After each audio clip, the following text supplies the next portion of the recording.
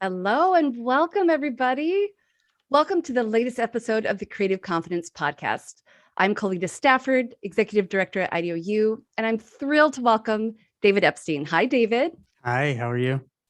I'm good. So David is here to talk about being a generalist versus a specialist and which approach leads to more career fulfillment.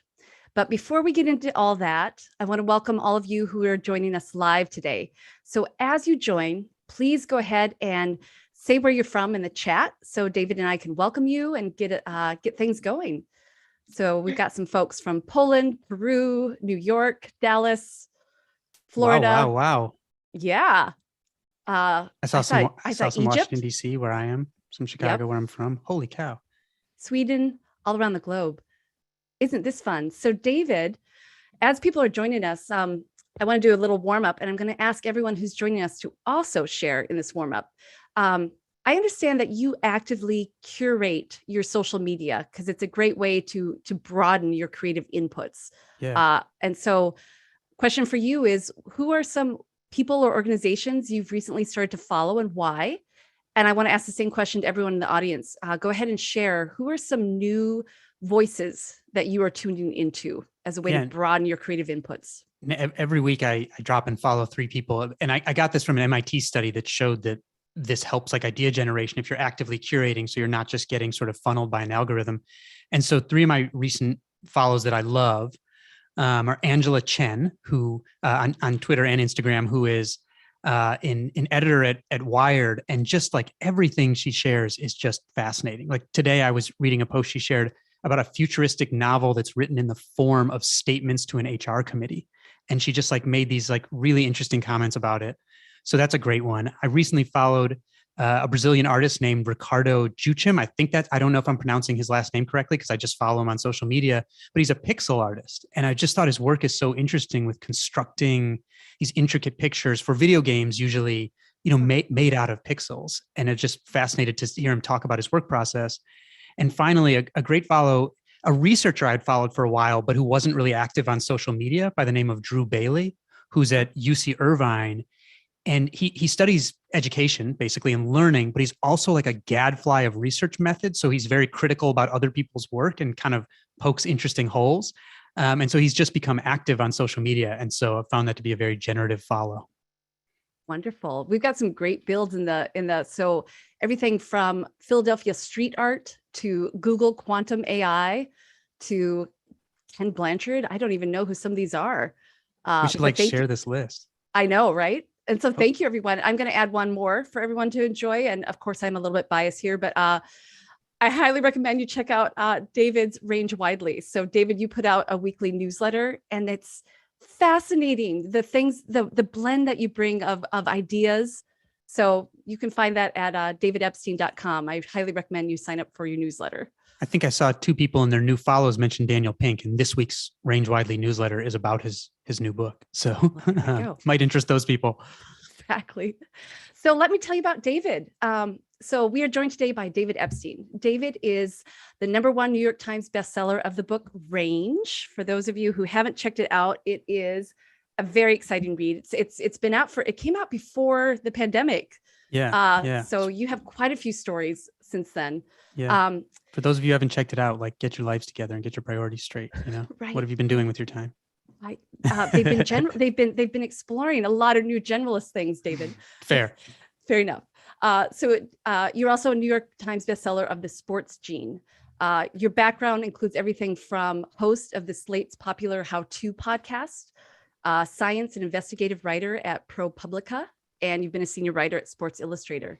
And of course, it wouldn't be a story about generalists if you didn't have some variety in your background too. I understand you've worked as an ecology researcher in the Arctic. That's right. I lived in a tent in the Arctic. Yeah. Of course. As one does. I understand you've also signed up to work on the D deck of a seismic research vessel shortly after it had been attacked by pirates. That's right. I mean, in my past life, I was training to be a scientist at a certain point. The D deck is the one where the water hits, so you can like never sleep. And it was bouncing sound waves off the ocean floor to image the ocean floor for maybe earthquake prediction and things like that. But the previous year it had been off the coast of Somalia. And so there were some like bullet marks in some of the equipment on the back of the boat. And so, I was just off the coast of the Pacific Northwest. So, all right, well, but anyway, all of these things have come together to be a topic that I'm really excited to talk to you about today. And it's really about how do we talk about short-term and long-term success, in particular with how it relates to your career. So part of what we're going to cover today is how a generalist approach and mindset helps you be a better problem solver, and how it can lead to a very fulfilling career path. So before we go into that, David, I want to set the stage for people who may not be familiar with your work. And there's two big ideas I want to cover first of what this idea of a generalist versus a specialist. And so it's Winter Olympic season. Yeah. We're all watching these amazing teenage specialists, I would call them. Yeah. I think we all kind of understand what a specialist is. It's someone who's very, very focused and just very elite in their craft or their discipline. So can you paint a picture of what a generalist is? What does that mean? Actually, I think sports is a great place to start because it serves as a really useful analogy, essentially, which is why I started the book with sports, where I was contrasting Tiger Woods. I think, maybe the most famous specialist story of development ever, right? He's 2 years old. You can go see him on YouTube on national television showing off his swing. And I contrasted that with an athlete who grew up kind of playing some of everything and spent a lot more time in, volleyball, handball, skateboarding, tennis, basketball, all these different things, and spent more time in kind of unstructured activity exploring. And that athlete is Roger Federer, right? And who is every bit as famous as Tiger Woods as an adult, but yet even tennis enthusiasts don't usually know that development story. Or like I talked about some of this once, and Serena Williams was in the audience and I thought she was going to roast me. And she stood up and goes, my father was ahead of his time. He had us do taekwondo and gymnastics and track and field and ballet. And we had to learn to throw a football for an overhand serve. I never knew that, even being a senior writer at Sports Illustrated. And so I thought those were useful analogies, because even those people who end up very specialized had this broader so-called, what scientists often call a sampling period, where they compiled this sort of broader toolbox that gave them some general skills that scaffold later technical knowledge and an ability to pivot, but also taught them about their own interests and abilities so that they could eventually make sure they have good so-called match quality, fit with who they are and what they do. And so when I think of the generalist, I think of the generalists and specialists, I think of that sort of Roger and Tiger model. Like we all become, focus into one degree or another at some point, but it's about the toolbox you bring to it and the journey in getting there. Great. So let's talk a little bit more about that toolbox and journey. So back to a specialist, I can imagine, I'm just going to use the athletes again. I can imagine their learning program is probably very, very focused and specific. A lot of repetition, optimization. What is the learning program or the learning environment for someone adopting more of a generalist approach? Yeah, and this is the same or different? I should say, and the research literature is quite clear. And there's another, if you go back a few weeks and range widely, wrote about the most recent study, a meta-analysis of studies of athlete development that shows that the typical path to elite is actually this early sampling period.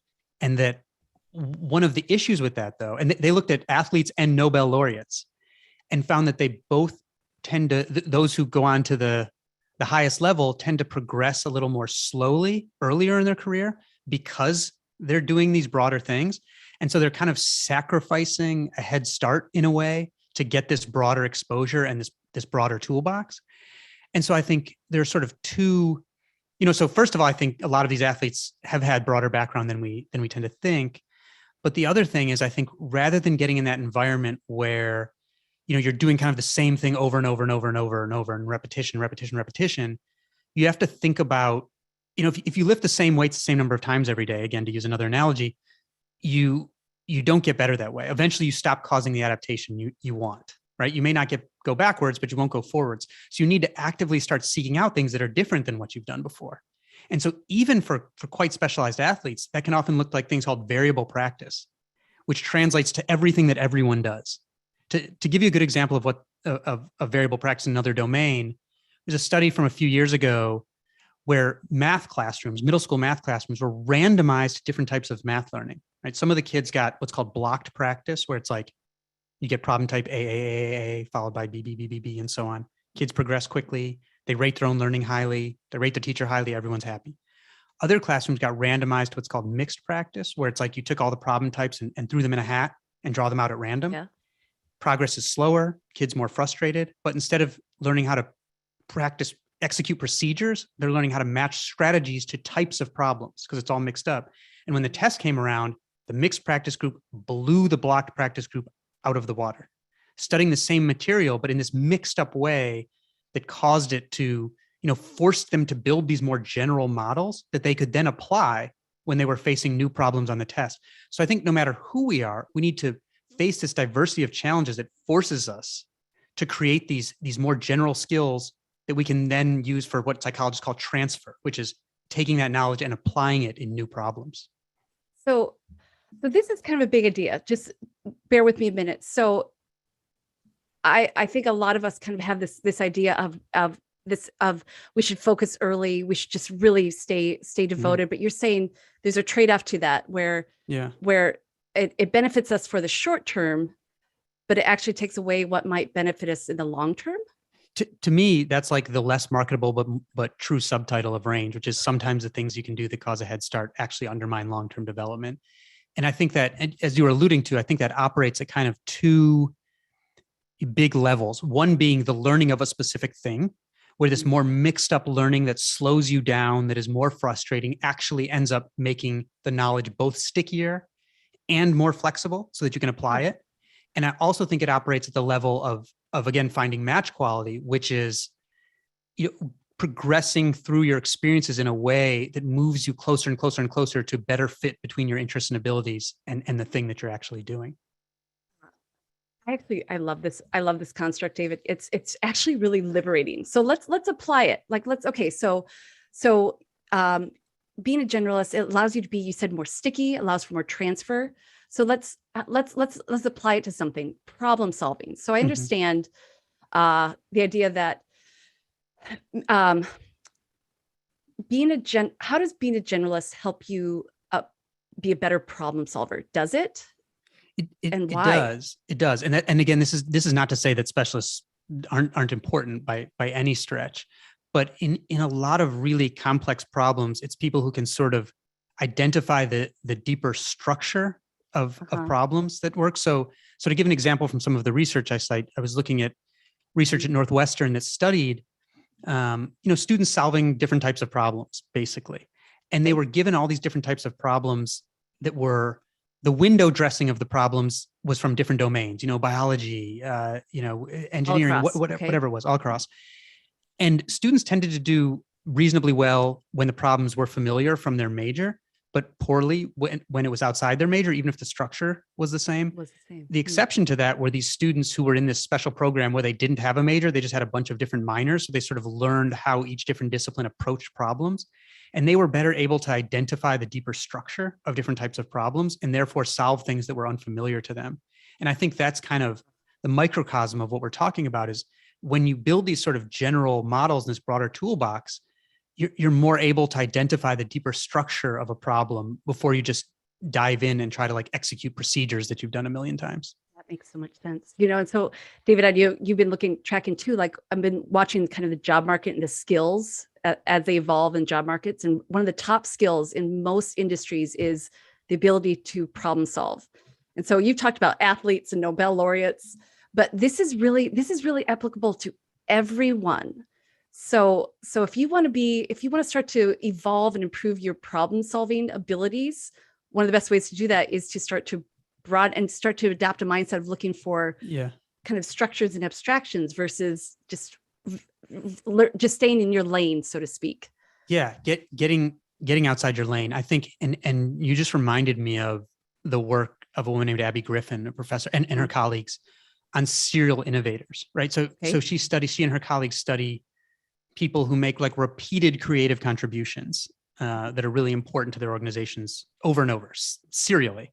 Yep. And when I was reading, Professor Griffin and her colleagues' descriptions of who these people are, it was like they have a need to learn across multiple domains. They read more and more widely than their peers. They appear to flit among ideas, was a phrase she used, which doesn't normally sound like a compliment. They need to network with people outside of their own domain of expertise. They repurpose things from different fields that are already available. They connect disparate pieces of information. These are all pretty much exact quotes from her work. And in her writing, you can sort of feel this warning that's dear HR people, just so you know, when you look only for the square peg that fits for a square hole or define a job too narrowly, you're going to screen these people out because they need to have this ability to kind of be, mobile in their thinking and communicate with people outside of their lane. And that empowers them to do what they do. And I've talked about serial innovators with Adam Grant, psychologist Adam Grant, who maybe a lot of people know his work too. Mm-hmm. And I think he correctly, concluded, he said, we don't know if you can create these serial innovator people, but it's pretty clear that you can stifle them. And so if you don't allow them access to this sort of this breadth that they want to accumulate, they'll like leave your organization to go find it somewhere else, basically, if you force them to do that. What magnificent. I'm gonna throw in a question here, David, that I know you're gonna want to answer, and it's been upvoted. This idea, how do you sell yourself in a generalist world where so much value is placed on specialization? So this comes from Michelle, and a few others are asking the same. And you just said that. So let's go with the HR example. This is the most common question that I get. This is the most common question. And so I want to share sort of personal experience because the last few years I've been on the committee for something called the Pat Tillman Foundation, which is a foundation named after a pro-American football player who left in the middle of his career to join the army and was killed in Afghanistan. And this foundation gives scholarships to military veterans and soldiers and military spouses for career development. It's incredibly competitive because they're big awards, like 1% to 2% kind of win rate. And to my great honor, I've gotten to be on the final selection committee, with 3-star generals and special forces operators and these people the last few years. And something that's dawned on me is, say an applicant, a typical applicant who wins, when I look at their resume, even I, knowing what I know, my first reflex is, this person looks like a little all over the place, right? Because I still have normal human reflexes despite doing the research for range. Mm-hmm. And it'll be like someone who went to high school or college, they graduate, they get a job, they're not fulfilled by it. They join the service, they end up in some remote area of another country, maybe, I don't know, administering medical care, whatever. And they find out that they're good at something they didn't expect or bad at something they thought they'd be good at. They're interested in something they thought would be boring. They identify problems they never knew existed. And then they come back and say, now I want to take these things I learned and this problem I've identified and zigzag, and that's what I want the scholarship to do. And sitting in the admissions committee, these zigzaggers, these people with these scattered resumes, end up at both the left and right tail of the score distribution. The ones who look scattered and kind of don't explain it, or even seem to downplay their zigzagginess, they get sort of lower skills. All these people in the finals, they're all impressive, but they end up lower skills. The people who win, the middle is sort of more normal trajectories. The people who win are these ones who say, I did this thing, learned something unexpected, so then I made this pivot, and then realized I could take those skills and be more impactful in this other place. So did that pivot, and now I want to address this problem. And it's like a light bulb goes on with the committee where we're like, oh, this is how we would want people to behave, pivoting based on their learned experience, not sticking rigidly to their 10 or 20-year plan despite what they're learning. And so those are the people that account for most of the wins. And I think that how you tell your narrative as a series of pivots based on the things that you've learned and how you've used those prior experiences, you can take something that might look like a liability when it's just like a bullet list and turn it into this massive asset that I can tell you makes a big impression on a committee that's reviewing applications. David, that is so liberating. We've got a lot of folks saying this is so validating. I've been criticized that my resume was too wandering, but what I hear you saying is it's important to weave together the narrative of what you've learned and how those pivots have shaped who you've become. David, we have so many questions on careers. So I say it's important for selling yourself. It's also important for you to keep. Right. There's something called self-regulatory learning. You should be reflecting constantly on what you learned, what didn't meet your expectations, and how you wield that going forward. Yeah, it's part of so-called self-regulatory learning, which is how you get the most learning out of each thing you do. So this is, David, we're not gonna have enough time for all the rich things we want to cover, but people are really I warned curious. you. I'm digressing. It's so good. Let's go to the career. We have a lot of questions coming in around career, and that's where we did want to focus. So let's just, being a generalist as a mindset within your career. So how does it help equip you for professional landscape shifts? Like the past 2 years with COVID, a lot of people have seen disruptions in their career paths and opportunities. And so I'm like, can being a generalist kind of help future-proof your career? how does it help you in your career? Yeah, I don't think there's any silver bullet for future-proofing your career, period, generalist or specialist. But I do think there's evidence that having breadth can be especially kind of critical when things are moving really quickly. So I added in the afterword to range this research that looked in a dozen countries that matched people for, and these were random samples of people so representative of their source populations. It matched people for their parents' years of education, their own years of education, and when available, their national test scores. The difference was some got this more sort of focused, career-focused education, and some got a broader education first. And the pattern was those who got the career-focused education were more likely to get hired right out of training. That was true, but they ended up kind of less, first of all, sometimes less good fit, so their growth rates were slower, and less adaptable. So when there were shocks to their industry, they would end up either going backward or being out of work for a long time. And so the pattern in 11 of the 12 countries was that the more career-focused people who got the career-focused education jump out to a lead in measured by income, which isn't everything, but it's something that's easy to measure. They jumped out to a lead, but then over the course of their work life, they would be caught. And the people who had that broader background would surpass them later on. So again, it was an example of this long-term, short-term trade-off. Yeah. And I don't think that means we shouldn't have career-focused education. I think we should have very diversified pipeline, but I think we should be conscious of those trade-offs.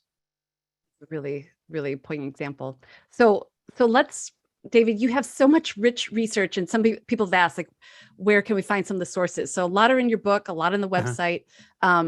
Let's also 30 pages of citations in the book. So there we go. You also care a lot about just how to tips and strategies for people. So I want to go into that space. And so for folks early in their career, do you have, and I want to go through early in the career, middle career, and I have some folks asking too, I'm near retirement. How should I be thinking about my career? So let's cover a few stages. How would you guide people to, what would you recommend for people early in their career in terms of things they might explore or do to set themselves up for career success or more fulfillment? I think the most important thing earlier in your career, and this happened with me in science, is to do things that give you a powerful signal about what it is, where your abilities and interests lie. And so it's not the time to be conservative. And I mentioned some research that kind of models job matching in range. I won't go into detail on that, but basically I think the only mistake you can sort of make early on, because you just don't know enough yet, right? Like I write about something called the end of history illusion, which is this psychology finding that everyone realizes they changed a lot in the past, but thinks they're now done. And we always underestimate future change. And the most rapid time of personality change is from about 18 to about your late 20s. So usually when we're telling people like, you have to have it figured out, so kind of asking them to make decisions for a person they don't know yet, never mind a work world that they can't anticipate. And so I think the only mistake you can make is by doing something that doesn't give you really high signal about who you are and what you want to do. So sometimes what's looked at as kind of reckless, jumping into a high risk job for young people is the best thing they can do because it gives them really quick signal about how that fits them. So for me, like when I started studying science, I very much thought I was going to find this is what I wanted to do for the rest of my life. That's not what I found. You're not living on the Arctic right now, David. I'm not. When I was doing that, I realized I need to ask myself, am I the type of person who wants to spend my whole life learning kind of one or two things new to the world, or shorter spans of time learning things new to me and kind of synthesizing them? And that gave me a very powerful signal that I was more of the latter. And that informed the rest of my career. And so I think really when you're early, you want to make sure that you're maximizing your ability to learn about yourself, your own abilities and interests, so that you can then pivot toward better match quality. So take on something, make a hypothesis of what you need to learn about yourself and choose accordingly. Hey, I loved one of the quotes from your book is, we learn who we are in practice, not in theory. And that's like my favorite line from the book, which is a paraphrase that came from a woman named Herminia Ibarra, a London Business School professor. Highly recommend her book called Working Identity. That's about the reality of how people make work transitions, which is quite different than I think a lot of the most famous public advice. I love it. So let's jump ahead to kind of mid-career and just in general. So folks who might be thinking about switching a career, this feels very high stakes. Feels like maybe they've missed the boat on something. How do you kind of adopt a generalist approach, or how can that mindset or some of those tools help you at that stage of your career? Yeah, it's interesting because I know we've talked a little bit before about some research I wrote about at 3M, which is one of the most innovative companies in the world. They have to make every year like something like a quarter of their revenue from products that didn't exist 5 years ago. So they're constantly kind of trying to disrupt. And they studied their own 7,000 inventors and found that there were like different profiles of people. They categorized how broad or specialized someone was based on the number of different technological classifications according to the patent office that they had worked in. And so there were these specialists who kind of drilled down into one or a small number. There were generalists who did a large number. There were sort of dilettantes who never got that broad or deep, and they tended not to make much in the way of contributions, whereas the generalists and specialists both made contributions. The biggest contributions were from these people who kind of dipped in and out of areas of specialty. So they did have these areas where they had anchoring, but at a certain point, they would sacrifice increasing depth to take what they knew and bring it over to this other area. So they would end up like authoring patents that merged a whole bunch of different classifications, and they ended up being the most impactful.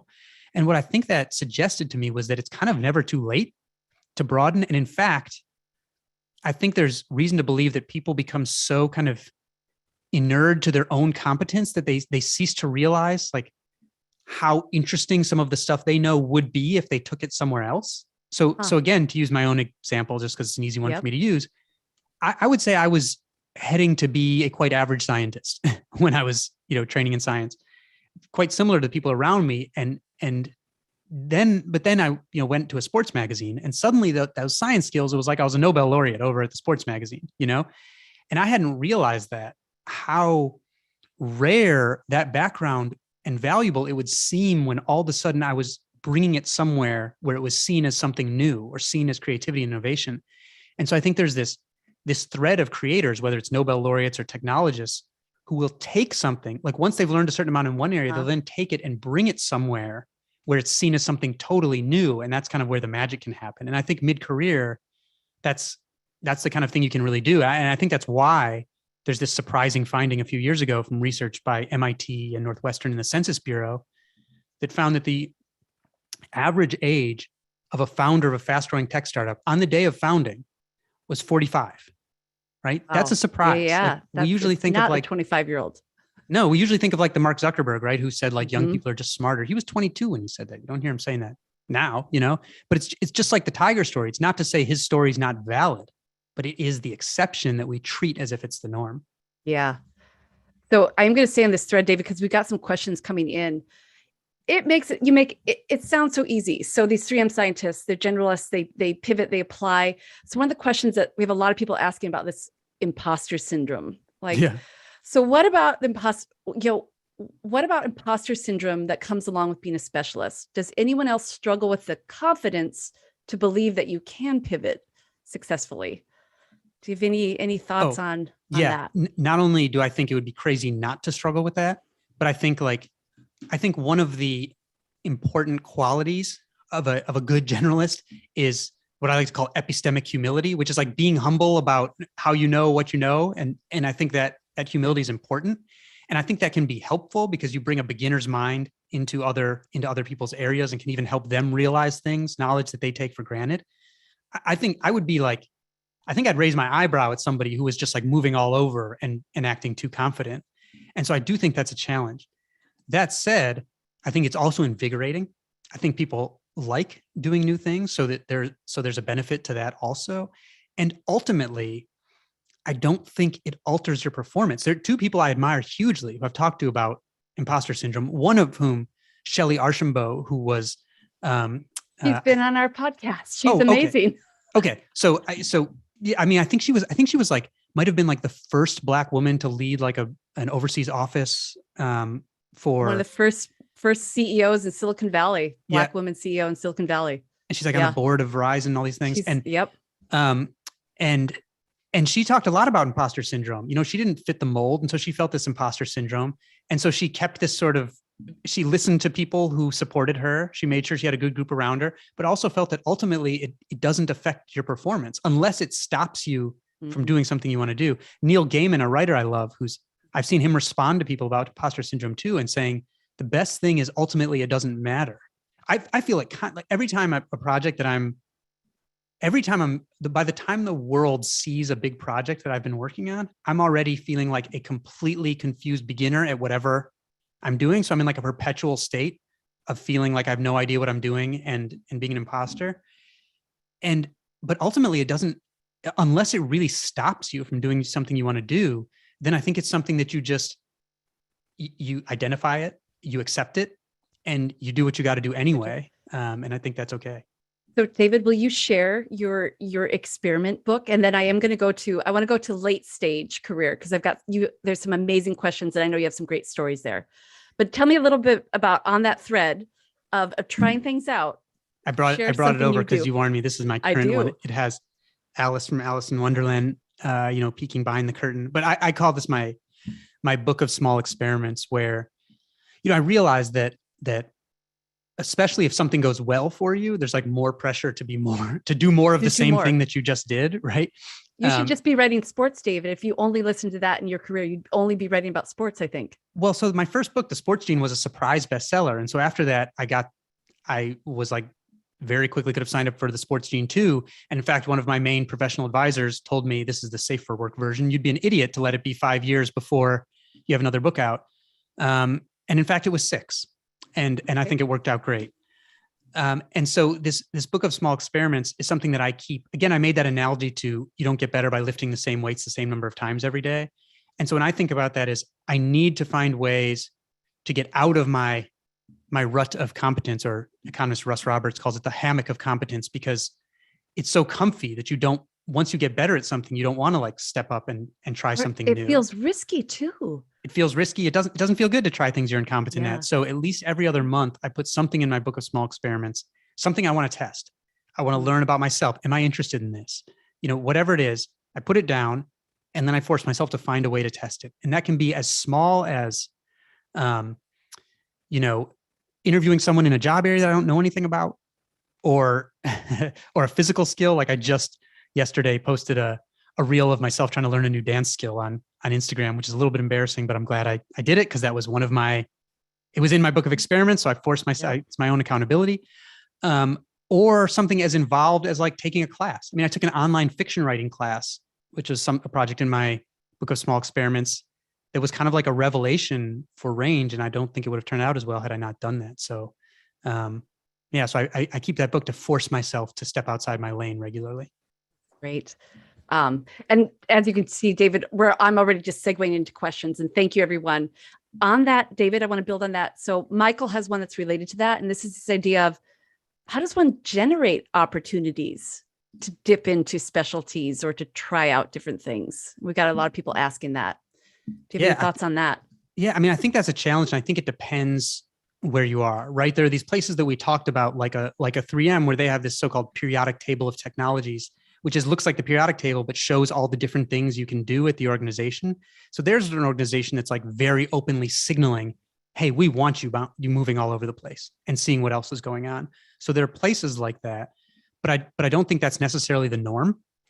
And so, usually I think this kind of like lateral mobility can be seen as kind of a dirty word, but I think you want someone, it's something that sticks in my mind. I wrote about a special forces commander in range, and something that I actually didn't include in the book, but that he said stuck in my mind, which is, he said, my main job is to underwrite risk for my operators, basically.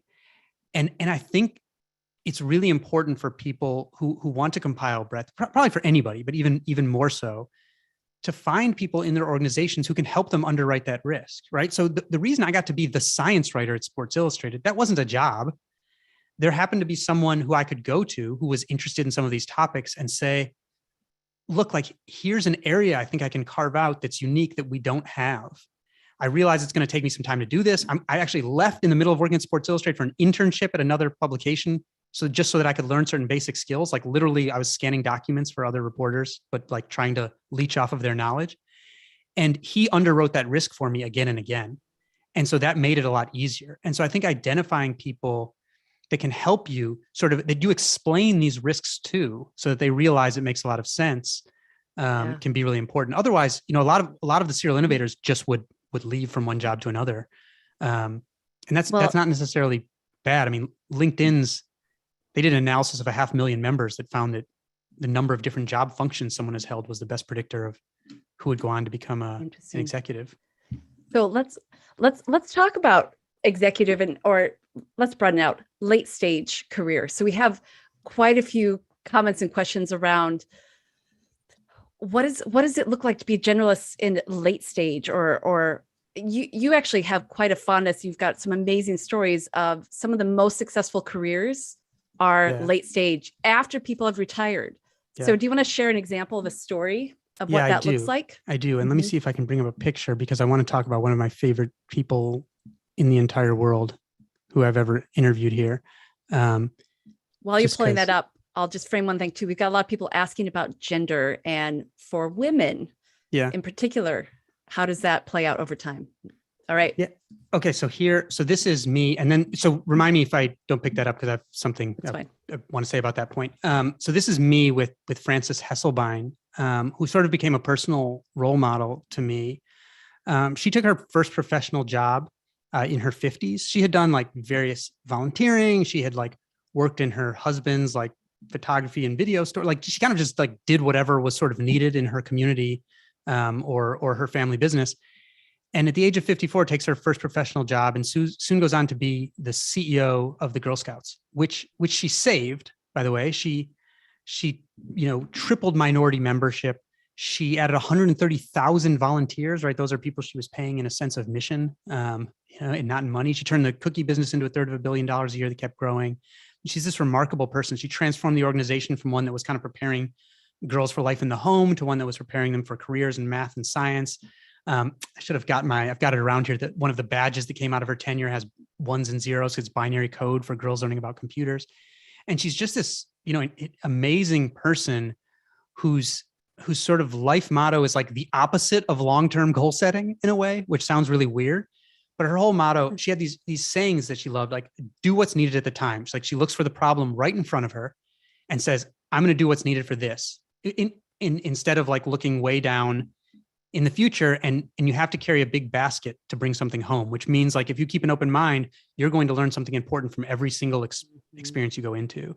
And she's just incredible leaders. By the way, she still works in Manhattan most days of the week at a leadership institute that's named after her. And she's 106 now. So as she likes to say, who knows what's next? And she still teaches at West Point sometimes and things like that. But it's this like opportunistic life that she lived, where she would just pivot to whatever the problem was in front of her. And that caused her to build up this really diverse array of skills. I mean, she had one semester of junior college education, had to drop out to take care of her family. Her predecessors as Girl Scout CEO were like a woman who started the Women's Coast Guard Reserve and a university dean and all these things. So she didn't have that kind of specialty, but I think that actually made her open to the fact that she needed to sort of have a broader network of people she listened to and gathered information from, because she herself couldn't pretend to contain all of the knowledge and information that she needed.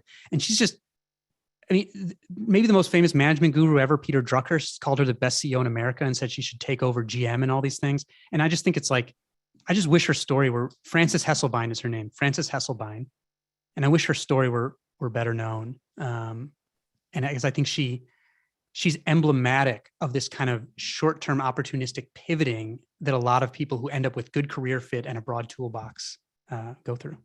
An inspiring story. Thank you, David. And that we have so much love in the chat of just people saying, I feel seen.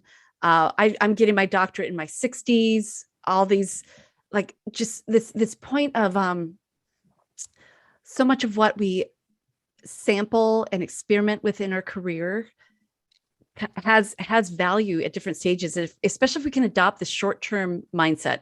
Like, not everything has to be about long-term planning. Yeah. It's very counterintuitive to how a lot of organizations are set up, though.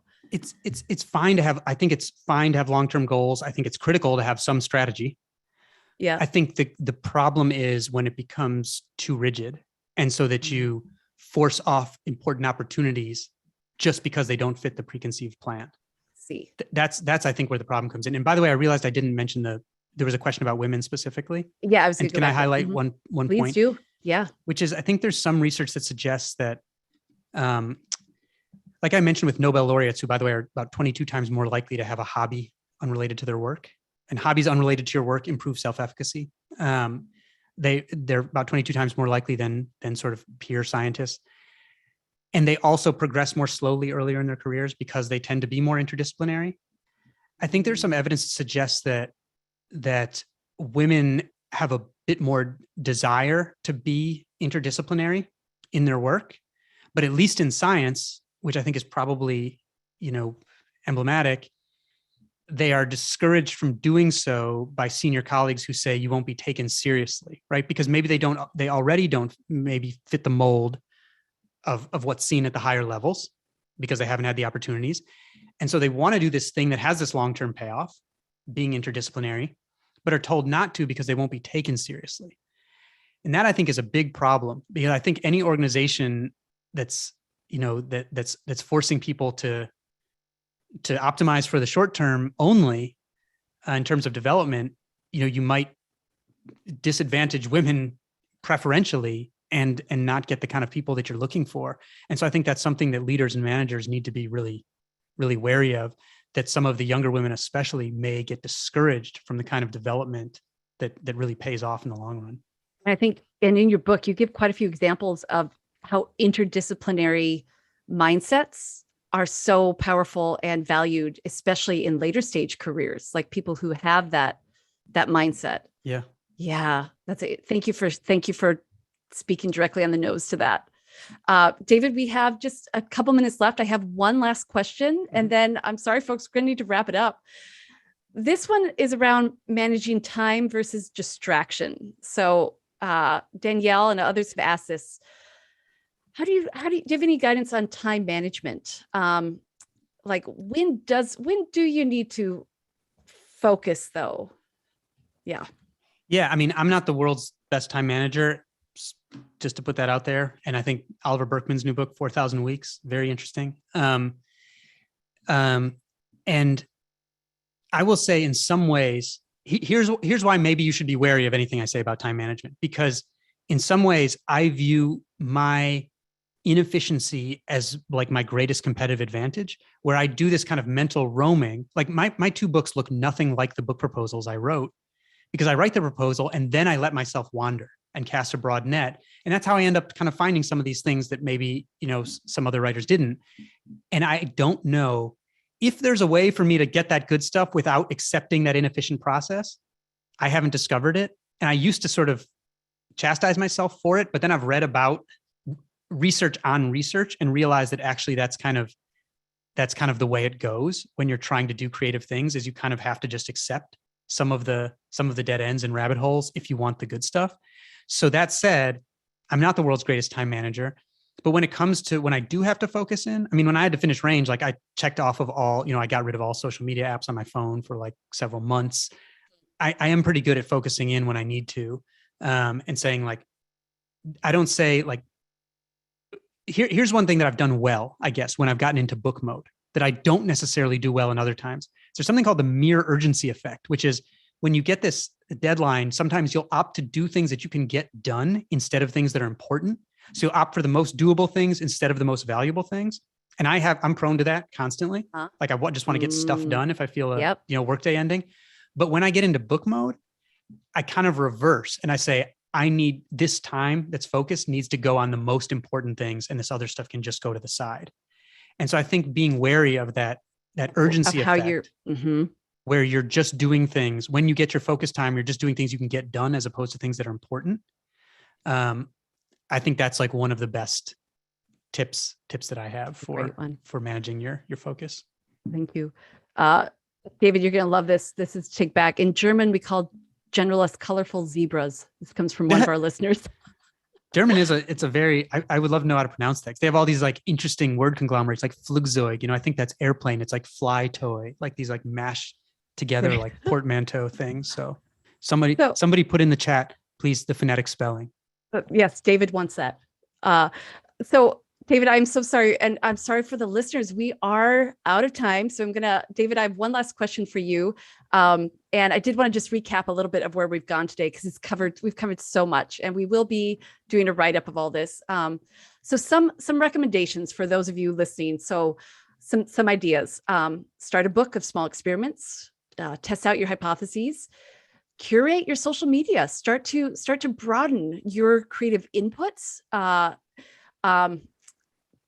It's really, I think a lot of us really resonate with learning to tell the story of your narrative, of how you pivot, why, what you learn. Obviously, have a hobby. Nobel laureates all have hobbies that are outside their craft. Somewhat unrelated to your work. Yeah, because actually, if you have a hobby that's too closely related to your work, it decreases self-efficacy a bit. There you go. Something unrelated. And I think the big construct that all of us could really start to practice and tune into more is this long-term versus short-term. Like, what are you trading off for short-term gains where maybe slowing down and maybe being a bit inefficient actually has long-term benefits, especially around career. That's a head tilt if I ever heard one. So thank you everyone for joining us. I really appreciate the conversation. David, this has been so amazing. For those of you, if you'd like to learn more about this topic, of course, I encourage you to check out David's book. At IDEO, we teach a course on insights for innovation, and it's all about tuning into customer needs to get to more human-centered solutions, like using generalist approaches to how you problem solve. So I encourage you to find out more at that at ideou.com/insights. And my final question for you, David, is just general advice for your younger self, or just anything that came up from today's topic that you want to leave people with today. Yeah, I think something, because, well, you did a better job than I would have of summarizing the points by far. So I appreciate that, Joe. And there's something that I've been thinking about. And again, I just wrote about it in my newsletter because I just finished a book called The Power of Regret, which is Dan Pink's new book. And because I think self-regulatory learning, again, which is the biggest component, is doing active reflection. We don't do it enough. When you learn something, what did I learn? What didn't meet my expectations? Where do I want to go next? Why? Who do I need to help me get there, et cetera? Like, answer those questions in a journal every month. Okay. Doing that reflection in the context of Dan's book, as I've been thinking about regret, it's been something that I think people like push away a lot, when in fact, I think a lot of the research suggests it can become your most powerful teacher if you view it as something like, how do I use this to improve decision-making the next time? And so there's also interesting research about how, like, negotiators who have regrets then do better in the future than those who didn't. And so I think systematizing that some people do this self-regulatory learning just intuitively. Most people don't. So having a practice for it, and I think making sure that you don't push away regret, but actually use that to inform your future pivots is something that I myself am working on right now and just wrote about this week. Magnificent. Thank you. Thank you so much, David. Thank you everyone for joining us. It's been a pleasure to have you, David. I think we're all feeling a little more inspired to sample and try out some things that maybe we've pushed aside. I know I'm going to. Pleasure's mine. Yeah. Thank you, everyone. Bye.